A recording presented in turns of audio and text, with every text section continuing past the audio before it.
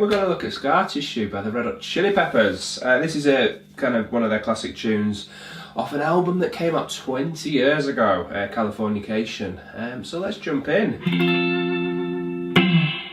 Okay, so we've heard what we're aiming for. Let's just talk a little bit about the theory behind it. So we're playing around an F major chord, C major chord, and a D minor chord. The riff follows that.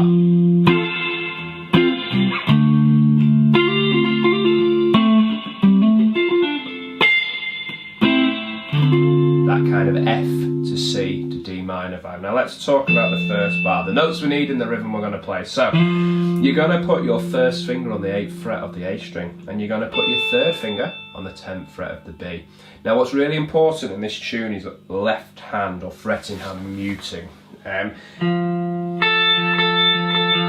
it's a bit of a picking workout if we're doing it all with the plectrum. And what might happen occasionally is I'll accidentally pick the A string but also catch the D and G. And when I'm doing that pick on the B string, I might accidentally catch the G. Now if I'm not muting the strings, if I do that I'll get... Doesn't sound quite so hot as Frusciante's version. So what we need to do when we use the sort of tip of the first finger to play the 8th fret of the A is also mute out the D, G, B and E strings. That way when I do my down pick, if I accidentally catch maybe the adjacent D string, it's just muted, it doesn't kind of get to project out. I'm going to put my third finger back on the 8th fret of the B. And likewise, if I pick up on that B string and accidentally catch the G, it's muted. So I can be a little bit more robust with the picking hand that way. It gives me a bit of insurance that I'm not going to catch any unwanted notes, yeah? Let's talk about the picking. So when it's the 8th fret of the A, I'm going to do down. When it's the 10th fret of the B, I'm going to do up. So it's 8, 10, 8, 10, 8, 10, 8, 10.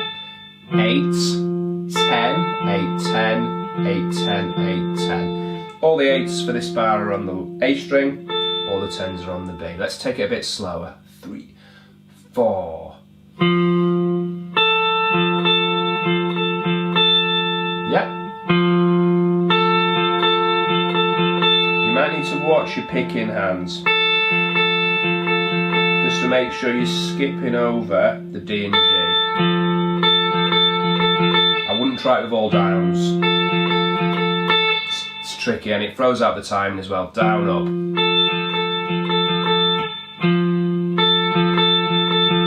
Even where that first 10 falls on beat 2, I'd still be going with an up for the sake of this. Now at the very end of that bar, we change to a C. And what we're going to do to kind of reflect the harmony,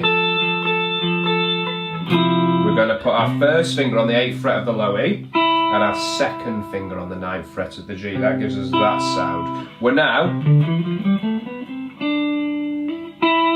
10 steps of the major scale from that A. We're going 1, 2, 3, 4, 5, 6, 7, 8, 9, 10. Really pleasing interval. That's a major third just over the octave. So we've got 8 on the low E, 9 on the G. Now I'm using my first finger for the A and my second finger for the 9 and the G. Now we're going to hit them simultaneously. We're going to do a down strum, so you catch them as a chord, a kind of dyad 2-note thing. And again, muting's really important. If I didn't have that muting going on with my first finger, and I catch these two, ghastly. So we want that sound, yeah? So the first bar with that on the end. Once you've hit it once, you jump into bar 2, hit it again, and you slide both fingers. So they both end at 10 on the respective strings. The first finger is going to slide from 8 to 10, The second finger from 9 to 10. Got that going on. So that's a bit strange because one finger's sliding 2 frets and the other's only going in 1. So you might want to practice that quite a bit to get that smoothed out. That's what we're going for. and we're into bar 2 safely now. So we've gone from C into D minor. Now when we're on that 10 on the low E and 10 on the G, we're still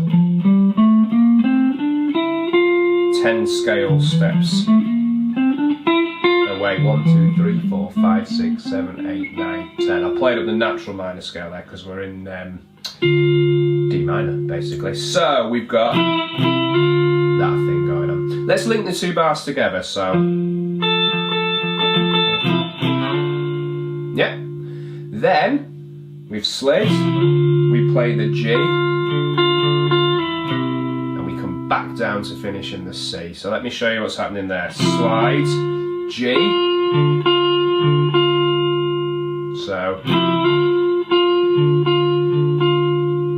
so it's G, E, G, E, G, E, yeah.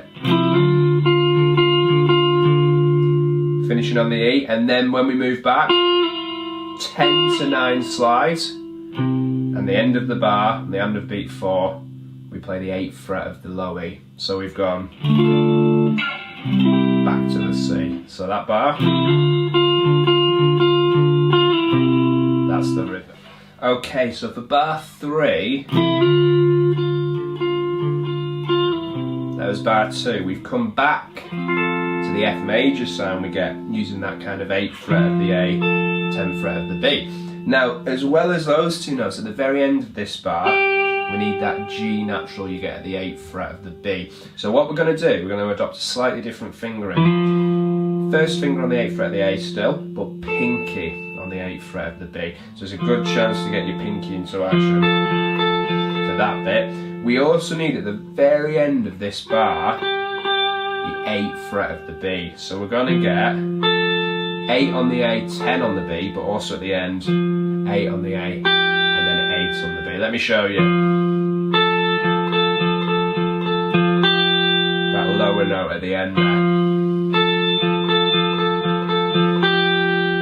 So it's 8, 10, 8, 10, 8, 10, 8, 10, 8, 8. And then, bar 4, we're back to our C to D minor move. So it's first finger on the 8th fret of the low E, second finger on the 9th fret of the G, and it's sliding into 10 on the low E, 10 on the D, so 10 on the G. And then to finish it off, to cap it off, we get these pull-offs, which is 12 on the G to 10 on the G, and we do that twice. And the last one resonates a bit longer. So it's... So...